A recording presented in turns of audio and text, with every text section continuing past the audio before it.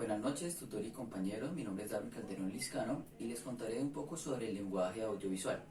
Este se basa en una serie de normas utilizando símbolos para crear una forma propia de comunicación. Es decir, que es un sistema que busca el entendimiento total entre los espectadores y los contenidos. Este cuenta con características muy específicas que definen su propósito. Entonces, ese es un sistema de comunicación multisensorial. ¿Qué quiere decir esto? Que utiliza contenidos verbales y auditivos para representar diversos propósitos. Además, proporciona un procesamiento global de la información. Eso se refiere a que enfoca que todos los receptores viven una misma experiencia con el video, sea una película o una pieza audiovisual desarrollada. Además, gozan un entendimiento conjunto. ¿Qué quiere decir esto? Sus elementos solo guardan concordancia y sentido si se proyectan en conjunto. Es pertinente ser espectador de toda la historia para poder comprender el sentido de la pieza audiovisual. Se concentra en estímulos emocionales, de tal manera que lo operes de la imagen, de la emoción y de la emoción a la idea que se quiere proyectar. Los elementos sintácticos, en ese se encuentran los elementos técnicos que abarcan la tipología de planos, sea la profundidad del campo, ángulos de la cámara, continuidad y ritmo de la historia. Están los elementos morfológicos, que en este abarcan los elementos sean sonoros, como por ejemplo el silencio, música, voz y efecto. Y están los visuales, que abarcan pues la parte de los abstractos, los esquemáticos y los figurativos. Tipos de planos audiovisuales. Dentro del lenguaje audiovisual también contamos con diversos planos que varían según las escenas, formatos y diversos géneros. Tenemos el gran plano general, que sus siglas serían GPG. Se trata de un plano que muestra toda la escena general, tomando en cuenta las acciones exteriores a la escena principal y mostrando a grandes rasgos la locación de cada escena. El propósito de este plano es dar a conocer el sitio en donde se suceden los acontecimientos. Tenemos el plano general, que se denomina PG. A diferencia del GPG, este tipo de plano las personas pueden verse de manera más clara y sus acciones se pueden especificar un poco más. Ese fue el que vimos anteriormente, que es como un plano bastante grande donde podemos ver como todo el fondo. Tenemos el plano entero, que sus siglas serían PE. En este plano, los actores involucrados a la escena, pues en este caso, hablando de mí, se pueden observar de cuerpo entero, es decir, de pies hasta la cabeza. Tenemos pues también el plano americano, que pues sus siglas serían la P y la A, pues como son las iniciales. En este plano involucran la imagen desde la cabeza hasta las rodillas del actor. Se considera importante la expresión facial y la postura del actor en este caso. Seguiríamos con el plano medio, que pues sus siglas serían en este caso la P y la M.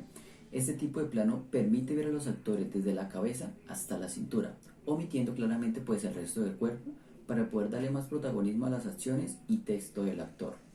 Tenemos el primer plano, que en este caso pues las siglas serían PP, que este plano tiene la particularidad de resaltar la cara y expresiones de los personajes, que en este caso es como lo estamos haciendo en este momento, que solamente se ve la cara y pues las expresiones que yo estoy haciendo en este momento frente al video. Tenemos el primerísimo plano, que en este caso sería PP. Primer plano, perdón, sería PPP, serían tres P seguiditas, también conocido como close up.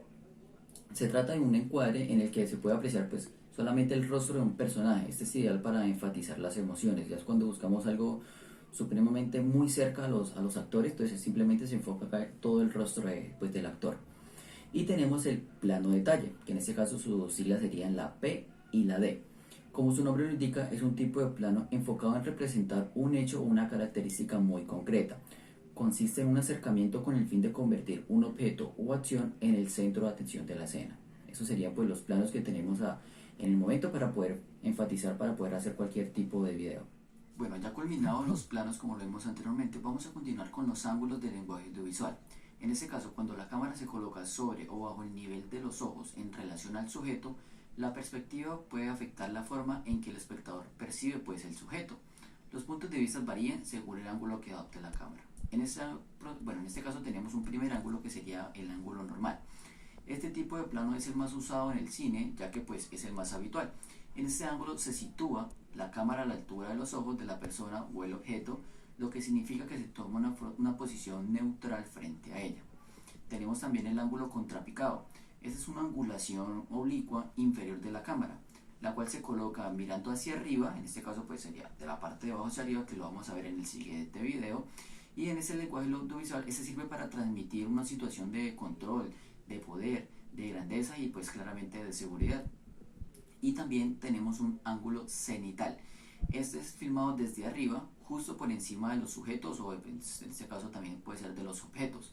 Se encuadra con un ángulo exactamente de 90 grados, que en este caso es perpendicular al suelo, como si se hubiera captado desde un satélite o desde un helicóptero. Seguimos con el ángulo nadir. Este es aquí en el que el eje óptico de la cámara central es perpendicular al suelo, de manera opuesta al plano cenital, que fue el que vimos pues anteriormente, y la imagen obtenida ofrece pues un campo de visión orientado de abajo pues hacia arriba.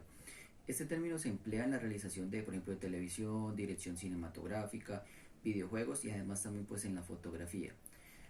También tenemos otro ángulo que es el que es a ras del suelo. Este pues como bien lo indica su nombre, es de fotografiar desde la perspectiva más baja que se puede tener, que ese ángulo pues es un ángulo pues claramente recto, el ángulo denominado que es también ángulo usano, que está entre los 5 ángulos clásicos que se recogen en la plática de libros y manuales de fotografía.